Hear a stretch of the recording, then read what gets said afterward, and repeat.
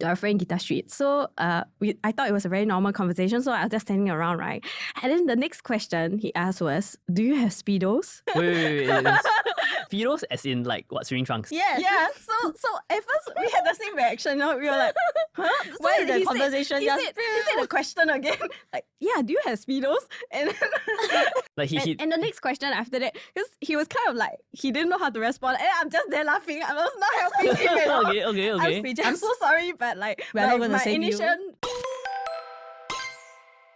Welcome to the One Day at a Time podcast, where we take things one day at a time. Today in the studio, we have Papayaduck. Yeah. Nice. Okay. So, before we begin, maybe you can do a quick introduction about yourself. Hello, 我是不吃 papaya 的 Audrina. We go Chinese okay. Doesn't matter.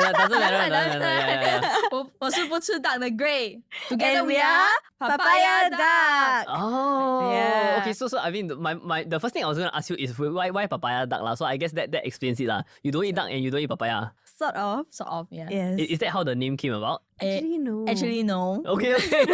So why Papayaduck? Papayaduck. It sounds cute. Yeah, That's it's the so main reason. That's the main reason. Very important reason, don't you think so? It's good branding. But I think that time we were like thinking of like band names. We think that three syllables or 3 words one sound very good. So we have like like we talk about 茄子蛋, right? 茄子蛋 is like a food. So we think, maybe we can put a food inside. Okay. So then just like combination. Then I like ducks, man. You know. You like ducks, yeah, correct. So 鸭 is the last one, and then 我们 just 配 then 榴莲鸭也不对啊什么的，因为就 become 木瓜鸭咯。Oh, okay. I mean, it is very catchy. It's very catchy. Yeah. Okay, so today you are here because you are going to share, or rather, we're going to chat a little bit more about what it's like to be a busker in Singapore, right? And I realized that in the past, maybe like 3 or 4 years, right, or maybe even 5 years, like busking has sort of resurfaced in Singapore to become a lot more popular, right? A lot more popular. A lot of people are busking, and a lot of people are also more receptive to buskers these days. People actually like stop and watch and things like that, right? So how did both of you become buskers? Like what made you want to go out onto the streets and perform? Okay, for me, I started busking much earlier than her. Yes. Actually. I started out as a solo busker. That was, I think, 5 years ago. Okay. So, which I graduated about like maybe like 2 years later. I find that I still want to play something and perform. But you know, we are all adults, we have jobs, so it's very hard to gather friends to come together and go somewhere to perform, and there isn't really a place where we can perform as well. So in the end, I thought of I see somebody else busking. I thought that was pretty good, so I just went to try. Okay. And How about you, Audrey? pass. I was influenced by Gray. Okay. Long story short. So Papayaduck actually used to be 3 people. Okay. Yeah, so there's one more member called Guitar Street. Okay. Yeah, so it used to be the 3 of us, and how we started was because Gray chose us for this. I forgot what it was already. Probably Jamming. Yeah, jamming Okay, dinner, okay. something like Just that. hang out yeah. Yeah, just hang out. So we hung out with a bigger group of friends, and then there was another time with just the 3 of us. And then we somehow became a thing, and then we registered for the license. And that's how we started. Yeah, at first it was like, We almost didn't make it. Yeah. yeah, we almost didn't make it because we applied for the license, right? And Right. NEC actually forgot. Okay, not NEC, Ox Media, because they're the one who managed this whole system. Right, They forgot right. about our application. Yes. So we had to message or email them again. Hey, we applied and you sent us a confirmation, but we did not receive any The audition date. Yeah, we did not receive the specific time slot. So we were like, oh, Is it sorry. happening? Yeah, the day before the audition, they tell us, okay, so please report at, I think it was like 11 a.m. or something like that. Yeah, but it was like a day before or very Yeah. close. I remember it's pretty close. Okay. Yeah, honestly, we had no prep, and we did not anticipate this coming. Right. Okay. We have no practice at all. We have no discussion of what to play. Yeah, Okay. so we just kind of got together and then, are we doing it? Yes, okay, let's go. So you went for it. Yeah, we did. And when was this? That was last year. No, No, more than 1 year ago. more than 1 year ago already. Yes. Mm, Yeah. I think so, yeah. because I think our license expired, meaning you say it has been more than 1 year. Okay. So great is you have busked for quite a while already, and then like only kind of relatively recently, like Papayaduck came into the picture and things like that, lah, right? So as a busker, what do you think what do you think people would kind of react to what you were doing? You know, like did like for you personally, do you have any impressions of what busking is or busking were before you even got into busking? I guess so, because we do see street performances. Yeah, so more or less I think we have an image of what busking is. But then again, when you are the busker, you get to decide what you want to do. Correct. Because I mean, in the past, I think maybe quite a while ago, maybe like almost like say 10 years ago, busking wasn't as accepted as it is right now, right? A lot of people still at a point in time still see busking as a form of asking for money, as a form of begging, especially in Singapore, right? And people don't really see it as like a performance, as a craft, as an art. People see it as a form of begging almost, you know, like last time in the past. But yeah, that has kind of changed. The narrative has kind of changed over time. So in the past, did you also have this impression, or like you just didn't know also? In the past, maybe if you are talking about 10 years ago, I may have that impression. But I think slowly, I believe I have seen some buskers on the street that I thought, hey, that was quite good. I want to do it too. Or maybe, oh, that guy, maybe I think I can sing better. Or that I want to try it out. Then that was the inspiration. Right.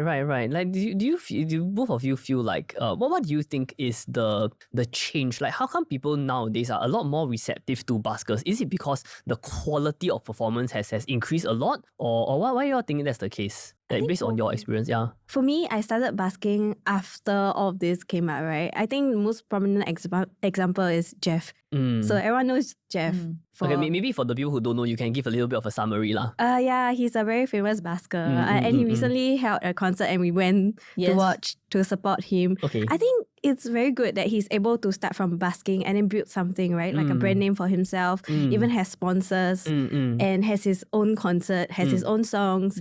So I think it's a good platform now. And people actually know him from the streets, recognize him, follow him. You know, he built sort of image, I think. Yes. Yeah. I think he made the busking scene look more hopeful and not... He in terms of quality, I also think it might have increased. Yeah, definitely. Because Jeff, for example, he's a really good singer and he's so consistent. He's there every weekend, right? Like it takes a lot of sacrifice to do that. Yeah, for sure. And a lot of effort. Correct. Because you don't just go out there to perform. You have to practice before you perform. Correct. And the way he hosts his busking sessions is always so prepared. Almost like a concert, right? It's like a concert. Yeah. So I think he really did the standard. I see. For example, but he's one of the many buskers, you know, who are doing very well. Yeah. And we do see a wide range of buskers, like young, old, male, female, all coming out. So it's no longer just a small group of people, but it's different types, all coming up to perform on the streets. Right. And it's not just singing, right? People do like people do like kind of like juggling, comedy dancing, and stuff, all sorts of stuff, right? But based on what I'm seeing, music, like performing music, whether it's like singing, playing guitar, whatever, is still a more common form of busking in Singapore. Is that true? I would think so. Quite true, right? Yes, it's more common. So. Right. Yeah. Easier to start. Right. And I mean, one of the interesting things about busking in Singapore is that you actually need a license. Like in I know some other countries you also need a license, but like in most countries you actually just go on the street and you just freaking do it, right? Yeah. Yeah, but in Singapore you actually need a license. The application process is relatively tedious and you gotta go through like on an audition, right? And you have to go through like a renewal. It's almost like having a real okay, not say busking is not a real profession. Okay, cannot say that kind of thing. Okay, cancel. But it's almost like the effort is like a lot of other professions, right? Like you go and renew your license in what license can renew one? Okay, but you get what I mean, right? You know, like a lot of profession, like lawyers, for example, I need to renew their license, take CPD or whatever. It's almost like they're putting Singapore buskers through like that process to make everything more professional. But what do you all think about the whole concept that you have to obtain a license before you can even busk? I think it's not a complete bad idea to have some control to have some control over who gets to get out on the street to perform and speak to an audience. Of course, there will be some parts that are more tedious. Let's say you have to the application, especially let's say if people who are not so tech savvy, let's say that the old people, they may have find difficulties with it. And because it's getting more and more saturated, so the system always get hang up and all this stuff. Actually, even the application process itself, it's quite interesting. Okay. They ask you questions like, is busking going to be your main income? Do you have any disabilities? And you have to sort of fill up what sort of disabilities you have. Wow. So they do take into account that some people really are traditional buskers in a way that you mentioned earlier, that they are really doing this because they have no other source of income. Yeah, correct. They have no other ways to earn money in that sense. Right. So I think it's quite kind of NEC and Ox Media to kind of have this arrangement. Right. And I don't think that it's entirely bad to have a license system, because with the license system, you can have a booking system, which is what a lot of countries don't have. Right? Our buskers, we don't need to go down to the streets and fight literally for the spot. So it's quite common, they talk about this in other countries, the buskers. They have this problem. They go down the street, there's someone else there. They just camp and wait, and then they kind of like have to negotiate. Are you going to leave? Because I kind of want this spot too, that sort of thing. We don't have that problem here. But we do have to fight online. Correct. So the fight has shifted virtually, which is why Gray said just now that sometimes it might be harder for folks who are not very tech savvy Right. get a slot. But this booking system is quite a recent development. Like there wasn't this booking system last time. Yes, I think Right. it happened after COVID, right? So when you started busking, there wasn't a booking system. No. You just go and pop, right? And if I recall correctly, okay, so unbeknownst to many people, like 12 years ago, 13 years ago, I did have a busking license also. So I know this. I know this. I try a lot of stuff, obviously. But I know this license thing has started for many years really. Like the license, even like more than 10 years ago, like you already need a license to bus in Singapore. And I remember at that time, right, when you apply for a license, you don't just apply for a license and go for the audition. You apply for a license and you have to choose your bid spot for the spot. Yes. So like if you get the spot, right, then that's yours. That's yours already for the entire duration that you have the license. Like the license itself will write down the spot one. Yeah. So if Singapore very strict. Like sometimes police will walk past, right? Then you'll check, see whether you're at the right spot or not. If not, they ask you to leave. Last time. Here now still have, Is it? So this booking system is relatively new, right? Like you all say. Do you like you all did mention that it is quite a good thing. Yeah. That NAC has implemented this booking system and vice versa. But with a structure, with a system, with a structure, do you think it affects the whole busking thing in any way, apart from like having to, being able to book a slot and going down knowing that slot is yours? Does it affect the whole experience of busking in any way? I would think so. It influences us in some way. Busking has been less spontaneous, I would say. Like a lot of buskers are very prepared when they go down for the slot. Right. Because you really fight for this slot, right? So you must go. Fight so hard already. Yeah, it's not just that locations are limited. Right. So obviously there will be some locations which are more popular. Obviously, of course. Because from experience, certain locations, people are more generous. And that's something that motivates a lot of buskers. So there are some locations which are kind of saturated. Okay. Like you have buskers there like from day to night. Yeah. Basically, anytime when they can book a slot, there will be a busker there, mostly. I see. Hotspots. Yeah, but there are some locations where, you can get a time slot. Like almost, you can book now and go now. Yeah. Okay. But there are still people, right? There are still people. It's just not maybe the foot traffic is not as high. Yes. So the thing about if I compare my last time system and this time, like nowadays the system, I actually prefer the system now. Because you can get to try out more locations. Right. Last time that system, even though that location is yours, you have a total of about 5 locations, if I remember correctly. Right. 5 spots. 5 spots. Yeah, you can only go to that 5 spots. Right. Now you can go to anywhere in Singapore. As long as you can book. Right. So it's really like last time we in uni, you bid for the module. It's like the same, like you book badminton court. I know my father books badminton court, so it's the same thing. Like, you know, you wake up exactly like this, yes. so the same thing lah. Same thing. It seems like our country has a very efficient way of like making people book for things. Like there's always the bookings like buy concert ticket, book badminton court, book basking spot, bid for module. It's all the same thing one. You go in, you wake up at 5 a.m. and you. Yes, they have been training us in school. Okay. Then the question is how difficult is it to get a slot? If somebody wants to bus, say like 3-4 times a week, is that even possible? Can you even get that many slots? You have to be very disciplined. Yes. And you would have to have very good internet, very good reflex. But I think you need to have backup. Yeah. So like you can have your top 3 favorite spots. Yes. But you will need back just in case you don't get that. There will definitely be weeks that you just don't get it. You need to have the backup locations.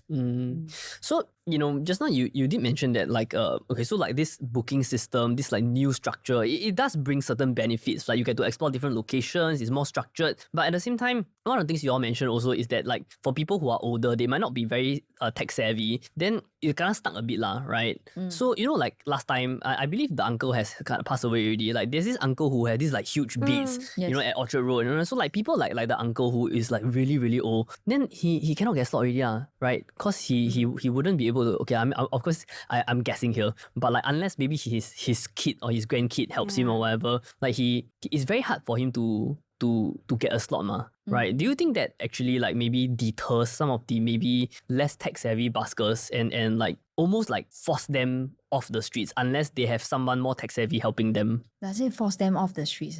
Because the fact is that like we do see lesser buskers who are the, you know, older uncles with the xiao, and it's like, you know, this is a guy uncle at Orchard Road last time, he plays, I think it's a xiao, like a Chinese instrument and stuff like more and more like you don't really see them anymore. Do you think it's because like they really cannot book a slot because they don't know how to use the system? I don't think you cannot book a slot. It's just a matter of where. So for us, for example, sometimes when we are unable to find a popular spot, we end up going to Punggol Park, which is not bad, what? Not. I mean, you feed mosquitoes a bit lah. Well, because we have full-time jobs, right? So by the time we head down to the park, it's quite dark. And I think the last time when we bussed there, people were quite shocked. Yeah, and I think we can count the number of people who stopped with one hand. With our fan. Yeah. Yeah, so it's a big difference. Like let's say Orchard Road versus Punggol Park. So I think probably they still can book, but at locations that are really low traffic, maybe that's why you don't see them, because they're somewhere but not where you see them. I see. Okay, yeah, fair enough. Yeah, because I mean, I don't. People rarely travel to Punggol Park just to see I mean, unless you know, maybe it's Jeff or something. Yeah, people will go down to Punggol Park. But I see. So the question is, you know, you said that you will have full-time jobs lah. You have jobs outside busking. Do you think it is possible to make busking your main source of income, like based on the current system and how much, you know, people are kind of like how much revenue you are making? Do you think if you really, really go for it, right, and you do your best and you go busk a lot, do you think it's possible to make this a full-time thing? Okay, we have a friend who do full-time busking. But I believe that this question is quite subjective because based on, it depends on what kind of life you want to have, right? Okay, right? Fair enough. So, yeah, correct. Let's say if you are full-time busker, Singapore will still have like food to eat lah. Yeah, that's what I think if you really bus. But to be honest, personally for me, if you ask me to sing from day to night, I think it's a very tiring thing. Like vocally, I feel that cannot. Of course, it's very tiring. You can if you want to be a full-time busker and rely this as your sole income. But it's very difficult. So it's also based on what kind of lifestyle you want to have. What do you think, Audrey? Same sentiments. Yeah, I think it really depends on what you want, right? Right. So as a busker, you get a lot of freedom. Right. You get to plan out your day. Right. Similar to, I guess, anyone who's a independent worker, like insurance agent or run your own business, right? So busking is something very similar. You get to plan out what to do, when to do, Correct. Where you go. Yeah. Well, it depends on whether you get a slot or not lah. Yeah, sort of, yes. Okay, but okay. you get some form of control over that. And if that is the life you want, then I think, busking is suitable for you. Right, As for right. money, right, really like we mentioned, the location really matters. I see. Unless you manage to build a following, somewhat like Jeff. Right. Yeah, then if not, I think location is really key and affects your income. Maybe Right, something like a right. Grab driver. Some days you really earn a lot, some days you really cannot. Okay, fair So enough, yeah. your income might fluctuate quite a bit. Right, you might right, need to manage your expenses a bit more. But I Right, think okay. it's still doable. But you don't have to earn like Rich, ah. Yeah, I don't Okay, think yeah, you okay. Yeah. So in kind of what you're describing, busking is actually one of a very, very good ways to gain an audience lah, right? To gain an audience, just like the busker that you mentioned, Jeff. You use busking sort of as a way to kind of brand yourself, market yourself, put yourself out there, and from there you can bring your audiences to do other things if you like watch your concert, like buy your merch, or even like support you in another venue that you might be performing in and stuff like that, right? So instead of seeing busking as like a full-time main income source, like it can actually be a very effective way to like put yourself out there lah, basically, right? To start somewhere kind of thing. Yes. You think that's true? I think so. Because to me, busking is very special. Unlike when you perform at like restaurants or pubs, people who stop are really there to listen to you. Yeah, they are not there because they are just there, but they stop because of you. They want to listen to you. Right. Do you think that's also one of the things I wanted to ask you actually? Do you think that's like the difference? Because when you just now mentioned that like you guys go busking because you wanted to perform, you wanted to share your art, your craft and everything. And a lot of times people who perform in, I would say, like venues like bars, pubs, or like halls, or music halls and stuff like that, they don't have to get a slot. Like you get paid to do that. Like it's the income is sort of fixed one. You get fixed income per hour, per set, or vice versa. But do you think that like for you guys gravitate more towards busking because in a venue, like in a live house, in a bar, you are a little bit more like background music, whereas in a busking situation, people stop for you. Do you think that's the case, or it's not always the case? I wouldn't really say it's background music, but the sort of interaction that you get from the audience is different. Okay. So busking, they can get really close. Sometimes maybe a bit too close. Right. Yeah, but then for gigs like in restaurants or cafes, they're all kind of seated and kind of a bit far away from you. Right. Yeah, and even when they want songs, usually they will get the waitress to do it or the waiter to do it. Correct. So they will correct. ask someone else like, hey, can you help me tell them I want these songs? But then for busking, just come up right to you and then say, they just talk to you. do you know this song though? Yeah, so the interaction is a lot more personal and it's actually quite fun lah, I would think, to talk to different people, get to meet different people. Right. Yeah, because in a bar, you have a lot more, I would say it's a more professional setting where there is usually a sound engineer, like the waiters help you do the song dedication and stuff like that. And people there are generally, when you go into a restaurant or a bar with live music, you know that there's gonna be live music, like you kind of know like what to expect. Yes. And vice versa. But busking, like kind of like what you described, is a little bit more sporadic. Like anything can happen. Yes. Anything can happen, like rain, sun, shine, like a crazy guy walk past, people throw tissue into your like box. Donation box instead of money kind of thing. Like anything can happen, right? Yeah. So like based on this anything can happen environment, what is the most crazy thing that has happened to you guys while you are busking? Because you're asking for most, right? Yeah, most crazy. Like you really shocked and then you don't know how to react kind. I don't know, the people I think there are a lot of stories that come to mind. But we're thinking on the most, right? Yeah, the most memorable one. The most memorable one. Like something that shocked you. But it can be both positive or negative lah. Yeah, like maybe someone threw 1 kg gold bar. Pam. Like, most memorable. Was it Ang Mo Kio uncle or Oka uncle? I can't finish. I can't really remember. Okay. So I think there was one uncle then. I think he was very high during our performance, so he kept running around and screaming around. Right. But I think in the end, right, he just keep requesting for song. But every time we managed to sing a song that he liked, right, he put $10 inside our box. Oh. Yeah. So I think by the end of the day, actually he was really quite supportive. Right. I think quite a few, right? Yeah. Actually he was shouting a lot. I don't think it's something that he could control. I mean, we could kind of tell that there was something Okay. not quite right. Okay. Yeah, but then he was kind of enjoying the music Performance, also. okay. I don't know if it's Tourette's or Okay. something Could be, similar. could be, yeah. So he was basically We won't know. Yes. making a lot of noise lah. Yeah, but he was still listening to us and asking Yes. for songs And he was giving us a supportive. lot of money at the same Right. time. So yeah, but I Okay. wouldn't think this like super crazy. Actually, That's not crazy enough. We don't Yeah. really have a crazy. okay, actually it got, but it's not during basking. It's like after basking. Okay. Yeah. So like after basking, sometimes people will hang around and then want to interact with us and Okay, have yeah, conversations. fan service, fan service. Actually, it's not really my story to tell lah. But I happen to be there Okay, beside this person. So, Okay. but like I mentioned, Papayaduck used to be 3 people, right? Okay. So I think you know the story already. But anyway, okay. So there was this uncle, very very decent looking. He looked like he just went downstairs to buy bread, right? So he came down and then he said, "Oh, very good music, very nice. I love your singing and things like that." To our friend Guitar Street. So I thought it was a very normal conversation. So I was just standing around, right?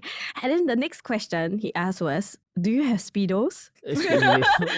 Wait.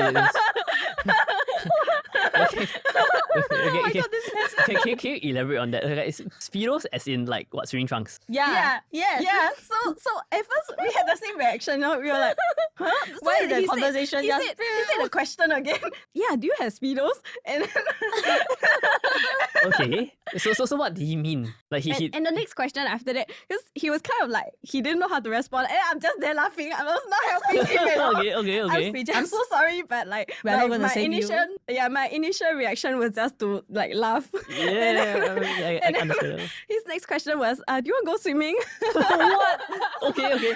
Then what was the response? What was your friend's response?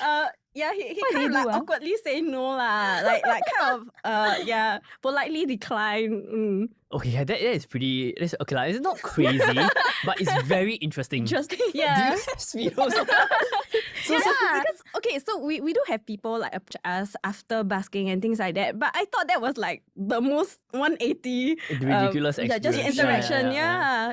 Because it has nothing to do with the performance or the basking Yes. or the person basically trying to throw your friend out for a swim.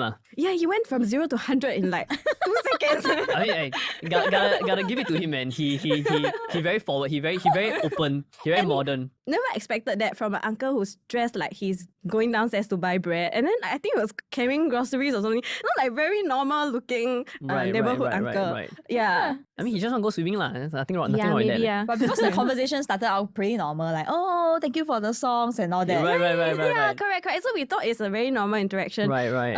To be fair, most of the people who approach us are very nice, very normal, and the interactions are always very positive. Actually, Right. Very pleasant. Yeah. Yeah, and we actually made a lot of friends through basking. Okay, so other okay. people will come and then introduce themselves, and then we add each other on Instagram and things like that. And then after a while, we become friends. Oh, that's nice. That's nice. Yeah. So there's a lot of audience interaction actually. Like when it comes to basking and things like that, people do ask for song requests and things like that as well, right? Yes. Yeah. And in your I say like audience engagement, apart from the guy asking for speedos and stuff like that.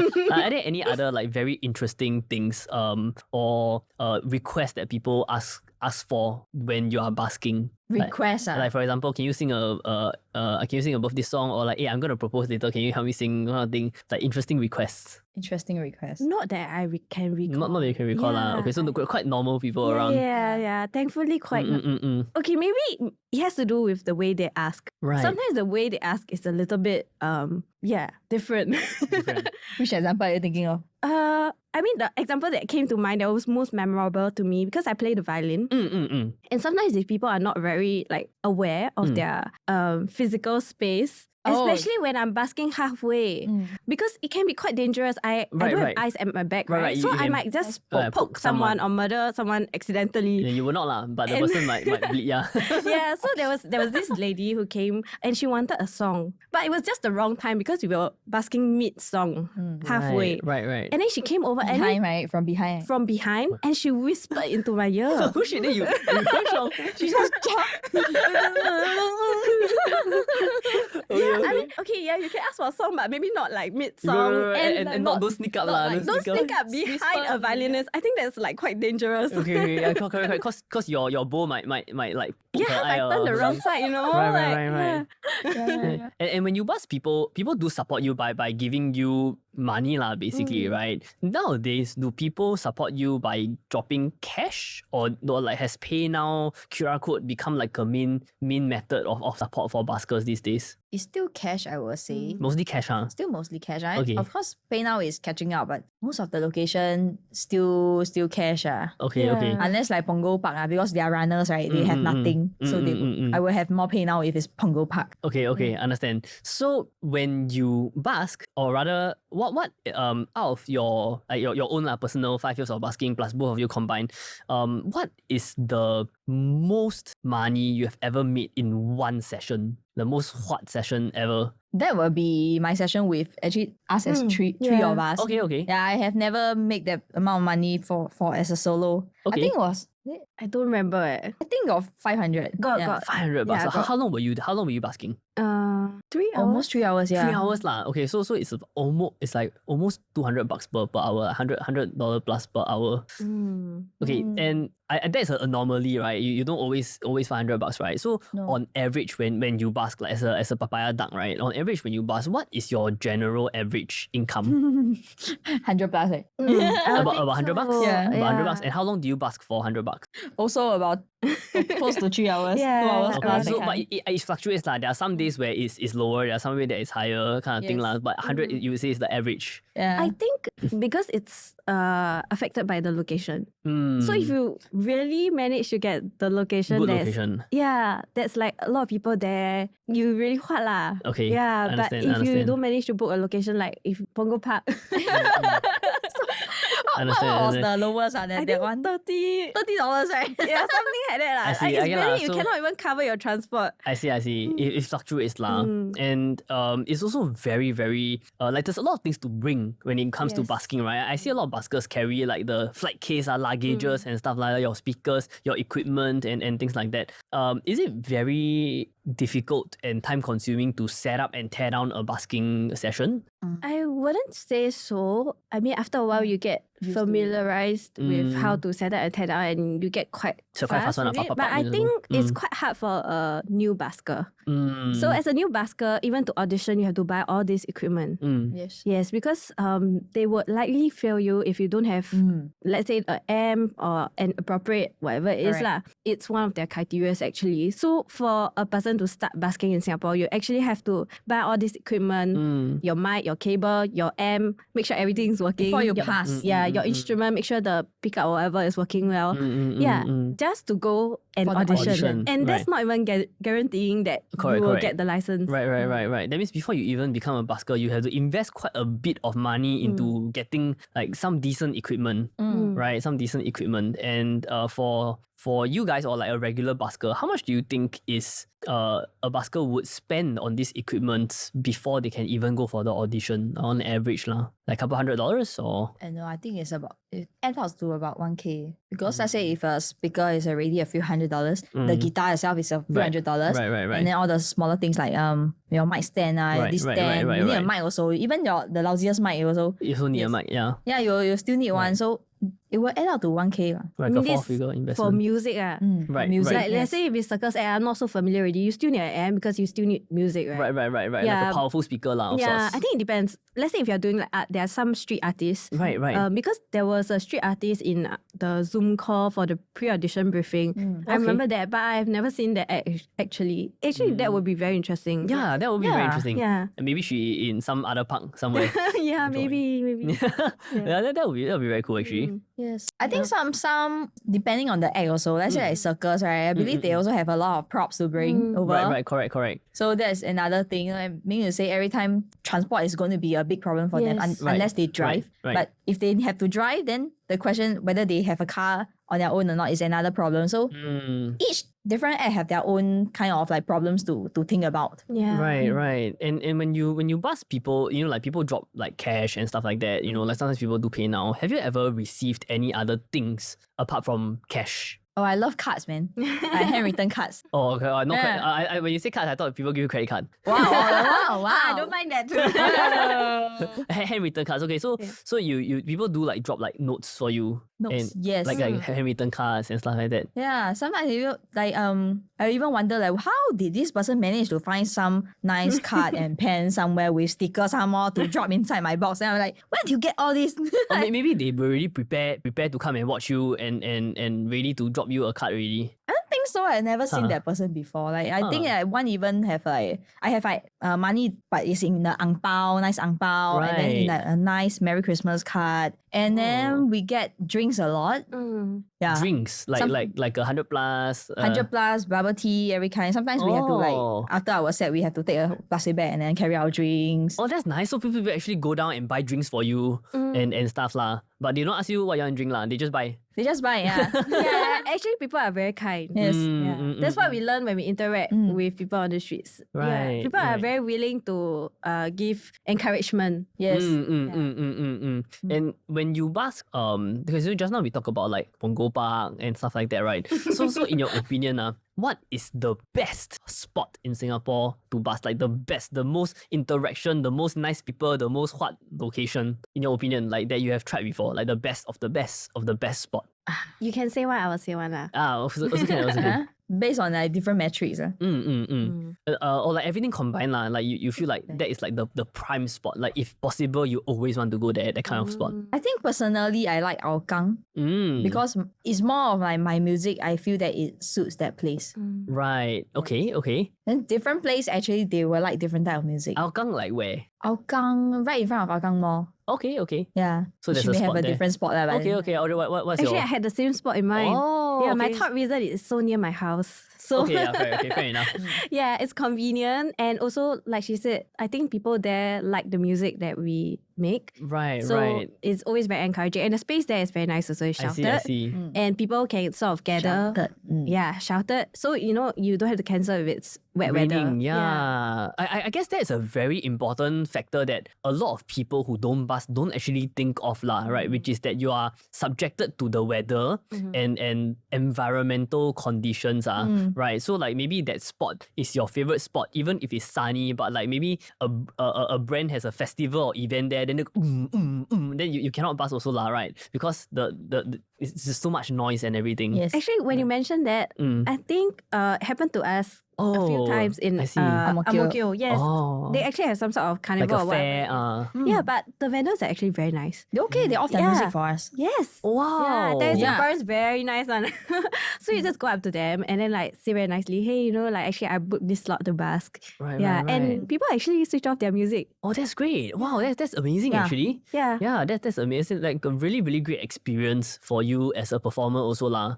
That people are willing to kind of allow you to integrate into their whatever festival as Yes. a part of the event lah. Yeah. Right. Okay, that's super nice actually. I wasn't I think generally most Singaporeans would think that Singaporeans are generally not very expressive lah. They're quite cold, right? But when cause I mean we are raised kind of to be like that, right? Like Asians and things like that. But I guess when you are a busker, you really interact and see a lot of volume of people, more than most of us. Because you're on the streets and people walk past, you interact with people. So you really get to see the best of people. Yes. And sometimes maybe some crazy people here and there. but you really get to see the best of people, lah, right? I would think that busking have made me feel that most Singaporeans are really very nice. And I do know that we always say that Singaporeans don't support local talents one, they don't support. But busking made me feel that actually it's not entirely true. That's not true. That's not true. It's not that Singaporeans don't support their local talents, but they need a little bit of convenience. You need to go to them. Yeah, they are actually quite supportive one. Right. And it's not that they're not supportive, or rather they're maybe not so vocal with the support. Yes, Like, yes. like in maybe more Western countries or other countries, the culture is that people are a little bit more vocal. So even people like support a bit, like they are very vocal about it. Whereas like our culture is a little bit more reserved. So even if we support, right, we might just like smile and like enjoy. Then after that we just continue with our life lah, right? Correct, But correct. you don't know that there's a few other people that walk past that really enjoy this thing. Maybe they follow you on Instagram, but like you don't really notice these kind of small things also. Yes. We actually did an experiment before when we busk. Oh, Put our tip box further away from us. okay. And we actually got more tips. Yes. Oh, okay, because more convenient to people. It's No, not they're just shy, eh? Yeah, they don't want to go to you. Oh. Yeah. They just from far give you then quickly walk away. Oh, hey, tip, Busker tips number 1. Okay, put your tip box far away. or even better, you put multiple everywhere. wow. Tip box. Actually the hairstylist was telling us you should like put the PayNow QR code right right in all front. around you. So people Surround don't even, sound. don't even need to like go in front of you, you know. You don't even need to see that they're giving you money. Right. But Oh. you need big space to do that. Mm. True lah. Oh, actually interesting. Okay, so since you were talking about this, right, do you have any tips for people who are, like they see you on the streets and they're like, hey, maybe I should do busking also because I want to perform and things like that. Apart from like going to get the license, do you have any tips for people who want to start busking? How can they start? Just start lah. Just start. Just whack. Like Yes. Don't think too much. Yes, correct. I think a lot of people Overthink. yes, and over like worry. Like So- people judging them and things like that lah, right? Yeah. But you just, I mean, if you really want, just prepare your chords and lyrics. Yes. And then And just get the gears, and that's about it. And just You go. want, you can practice a few songs at home. Yeah, and don't expect to not make mistakes. Right. Yeah. Okay. It's part and parcel of life, I guess, in general. Busking also the same. So you would just like, I guess your advice is if you think of doing it, just go and do lah, because that's what you did also, right? You just went and did it, and you just went and did it, and you just made it happen. Yeah. Nice. Sort Okay. of, yeah. Don't be like some people that I know. Right? After get license, wait a few months. Oh, because they're scared. Yeah, just maybe. get lor, like overthink, like don't book, cancel. Yeah. I see. Okay, so if someone wants to go and be a busker, the first thing that they need to do is actually go and apply for a license lah. Yes. Right. Yes. Did you recall where people can do this? Where can they go and apply for a license? NAC website or? Yes. Yeah. NAC website. Okay, so they just need to go and apply. Yeah, they need to check the website, see when the application Open. Yeah, correct. And try to book as soon as possible once the application opens. How many cycles are there? How many openings are there per year? There are only 4 openings a Yeah. year. 3 Each months. time, Yeah. 3 months, yeah. You I have see. to wait. I see. So you have to kind of wait a bit lah. We waited almost 6 months for our first license. Oh, because it's too popular. Like many people sign up. Or- Yeah, so we signed up thinking that we could make it for the coming audition slot, but we couldn't. So it spilled over to the next one. Right. So we waited almost 6 months. I see. Oh, I thought it's because one of our friends got COVID. That's why we missed. Yeah, like one of those unforeseen circumstances lah. Can't remember already. But you do have to But wait. yeah, you don't I have to see. wait. You I don't have to see. wait. Yeah. Okay, so it's not That was just for my solo license then. Oh. So it's not just you want that you can go on lah. You still have, there's still a process to go through and things like that. So what's next for you apart from going out to busk, renewing your license? Like what's next for you guys? I guess next for us will be a lot of new songs, hopefully. We have a Nice. couple of plans coming up. Like and original songs ah. Yeah. If you like to listen to us, you can Nice. follow us on Instagram Yes. and the links will be all there. The song will be coming out very soon. Nice. Okay, if anybody that's listening or watching is keen on like watching you play live and following you, can you share a little bit more on where people can find you online? Yeah, you can find us on Instagram or TikTok, papaya_duck. Like papaya as the fruit and duck as in the quack. Yeah, on Instagram. Quack. Yes. Yes. So yes, please follow us. Anywhere else? Anywhere else? Or mainly Instagram lah. Hopefully by the time this podcast is out, you can find us on Spotify also. Nice. Probably. So your Spotify would likely just be Papayaduck lah. Yes. Right, 木瓜呀, right? Yes. Papayaduck. Awesome. Thank you so much for coming into the studio and sharing your busking experience. I think a lot of younger people or older people for that matter are looking to go into busking. Like it's getting more and more bustling, and it's very nice to see the community grow, and like people sharing their craft on the streets and stuff like that. Like you guys. Yeah. Thank you so much, and we will see you next time on the One Day at a Time podcast. Peace. Thank you. Kiss. Quack.